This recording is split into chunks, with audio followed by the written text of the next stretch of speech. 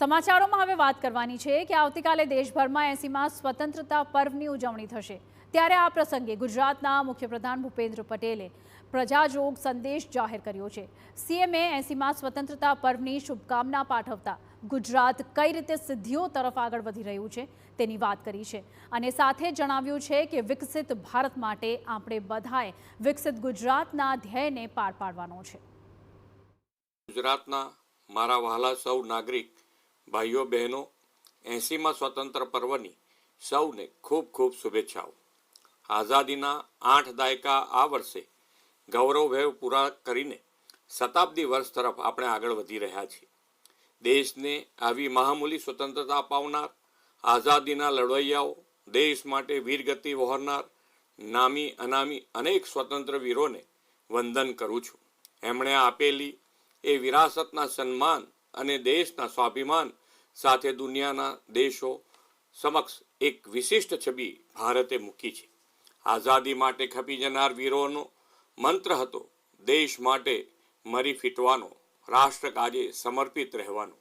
આજે જન જનમાં વડાપ્રધાન શ્રી નરેન્દ્રભાઈ મોદીના નેતૃત્વ અને પ્રેરણાથી દેશ માટે જીવી જાણવાનો અને રાષ્ટ્રહિત પ્રથમનો મંત્ર ગુંજે છે। દેશની વિરાસતોનું ગૌરવ કરવાના અનેક અવસરો પણ શ્રી મોદી સાહેબે આપણને આપ્યા છે। સોમનાથ મંદિરના પુનઃનિર્માણના 75 વર્ષની ઉજવણી આપણે સનાતન સંસ્કૃતિની વિરાસતને ગૌરવમય બનાવી છે। વિરાસતોના ગૌરવ સાથે વિકાસની નિત નવી ઊંચાઈઓ આપણે વડાપ્રધાનશ્રીની વિઝનરી લીડરશિપમાં વિરાસત બી વિકાસ બીથી પાર કરી છે। તેમણે વિકસિત ભારત 2047ના નિર્માણનો જે સંકલ્પ કર્યો છે તેમાં ગરીબ, યુવા, અન્નદાતા અને નારી શક્તિને મુખ્ય આધાર ગણાવ્યા છે। આપણે પણ ગુજરાતમાં આ 4 પિલરના સશક્તિકરણ માટે અનેક આયામો પાર પાડ્યા છે। ગરીબો, વંચિતો અને જરૂરિયાતમંદ લોકોને કલ્યાણ યોજનાઓના કેન્દ્રમાં રાખીને સેચ્યુરેશન એપ્રોચથી 100% લોકો સુધી યોજનાઓના લાભ પહોંચાડી રહ્યા છીએ। યુવા શક્તિના કૌશલ્યથી સ્ટાર્ટઅપ ઇકોસિસ્ટમોને વધુ મજબૂત બનાવવા સ્ટુડન્ટ સ્ટાર્ટઅપ અને ઇનોવેશન પોલિસી પણ અમલી બનાવી છે। ડેટા, એઆઈ ઇનોવેશન અને ડિજિટલ ટ્રાન્સફોર્મેશન પ્રોત્સાહન આપવા 5 વર્ષ માટે Gujarat global capability centre policy અમલી બનાવી છે। હવે આપણા યુવાનો જોબ સિકરમાંથી જોબ ગીવર બની રહ્યા છે। આવી હોનહાર યુવા શક્તિના ઉજ્જવળ ભવિષ્યને સુરક્ષિત રાખવાનો વડાપ્રધાનશ્રીએ મક્કમ નિર્ધાર કર્યો છે। યુવાનોના ભવિષ્ય સાથે ચેડા કરનારાઓને નશ્યત કરવા જાહેર પરીક્ષા સુધારા વિધેયક તાજેતરમાં સંસદે પારિત કર્યું છે। ટેકનોલોજીનો પારદર્શી ઉપયોગ સુનિશ્ચિત કર્યો છે। અન્નદાતા ખેડૂતોના હિતોને પણ અગ્રતા આપી છે। ટેકાના ભાવે ખરીદી, કિસાન સન્માન નિધિ, દિવસે વીજળી અને સિંચાઈ માટે પૂરતું પાણી એમ બીજથી બજાર સુધી દરેક કદમ પર સરકાર અન્નદાતાની પડખે છે। એટલું જ નહીં, કુદરતી આફતો સામે ઉદાર સહાય પેકેજ આપીને સરકાર ખેડૂતોની હામી બની છે। સમાજનો 50% હિસ્સો ધરાવતી નારી શક્તિના સ્વાવલંબન માટે પણ સરકારે નક્કર આયોજનો કર્યા છે।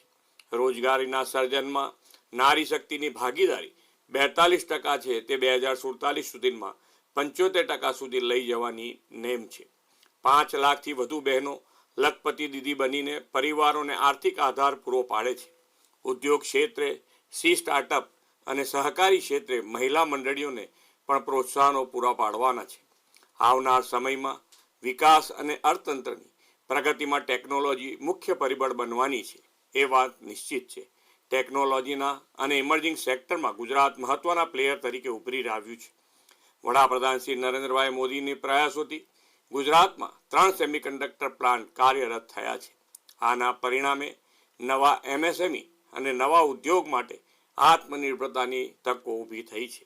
વડાપ્રધાનશ્રીએ સૌના સાથ, સૌના વિકાસ, સૌનો વિશ્વાસ અને સૌના પ્રયાસથી વિકાસની આગવી દિશા આપી છે। ગામડું હોય કે નગર, દરેક વ્યક્તિ અને સમાજને વિકાસની મુખ્ય ધારામાં લાવવાનો સેવાયજ્ઞ તેમણે આદર્યો છે।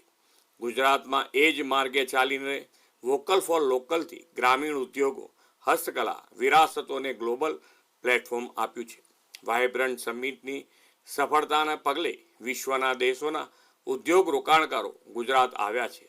હવે લોકલ એસ્પિરેશન અને ગ્લોબલ એમ્બિશનના ધ્યેય સાથે આપણી પ્રાદેશિક ક્ષમતાઓને વિશ્વ સમક્ષ મૂકી છે. એ માટે 4 વાઇબ્રન્ટ ગુજરાત રિજનલ કોન્ફરન્સ સફળતાપૂર્વક પાર પાડી છે અને સ્થાનિક ઉત્પાદનોને વૈશ્વિક બજાર મળ્યું છે. ફ્યુચર રેડી અને આવનાર ભવિષ્યને અનુરૂપ ઉદ્યોગો માટે ગુજરાત ગ્લોબલ ડેસ્ટિનેશન બન્યું છે. પોલિસી ડ્રીવન સ્ટેટ અને પ્રોએક્ટિવ ગવર્નન્સથી ગુજરાતની ઇમેજને સમય અનુરૂપ પોલિસી રિફોર્મ અને પોલિસી ફ્રેમવર્કથી વધુ ઉજળી બનાવી છે. નવી ઉદ્યોગ નીતિ 2026 અને data centre policy, ship building and repair policy જાહેર કરીને ઔદ્યોગિક ક્ષેત્રને વેગ આપ્યો છે.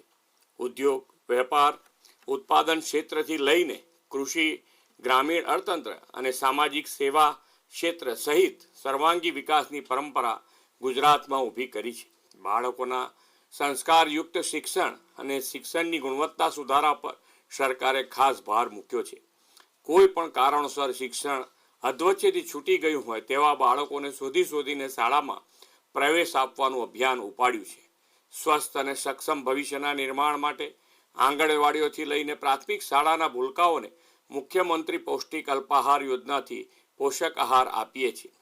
અભ્યાસ, આહાર, આરોગ્ય અને આવાસથી અર્નિંગ વેલ લિવિંગ વેલ દ્વારા વિકસિત ભારત માટે વિકસિત ગુજરાતનો ધ્યેય આપણે સાથે મળીને પાર પાડવો છે. વડાપ્રધાનશ્રીએ દરેક નાગરિકોની આરોગ્યની સુખાકારીની ચિંતા કરી છે. પીએમ જય યોજના હેઠળ ગુજરાતમાં 10 લાખ સુધીની સહાય સરકાર આપે છે.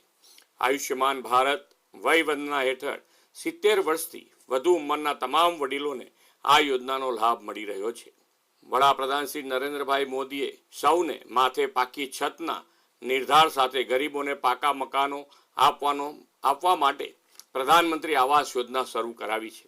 ગુજરાતમાં 16 લાખ પરિવારોને પાકા આવાસ મળ્યા છે. વંચિતોને વરીયતાના મંત્ર સાથે આદિજાતિ બાંધવો અને આદિજાતિઓને પણ વિકાસના લાભો પહોંચાડવા વનબંધુ કલ્યાણ યોજનાનો સફળતાથી અમલ કર્યો છે. આદરણીય વડાપ્રધાનશ્રીએ આપેલા રિફોર્મ, પરફોર્મ અને ટ્રાન્સફોર્મ સૂત્રને ગુજરાતમાં ભલીભાંતિ ચરિતાર્થ કર્યું છે. તેમના માર્ગદર્શનમાં પર્યાવરણ સંરક્ષણ અને ગ્રીન ગ્રોથ સાથેના વિકાસને આપણે પ્રાથમિકતા આપી છે. મિશન લાઈફ, એક પેડ માં કે નામ, કેચ ધ રેન જેવા અભિયાનોથી આ દિશામાં આગળ વધી રહ્યા છીએ.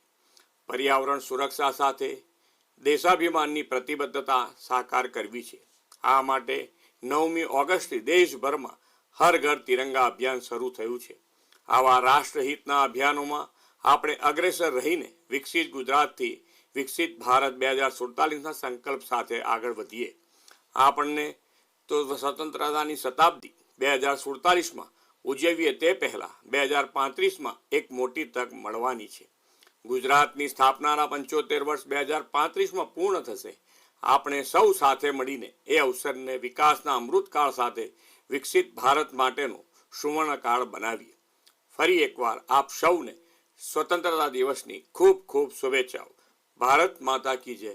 વંદે માતરમ. જય જય ગરવી ગુજરાત.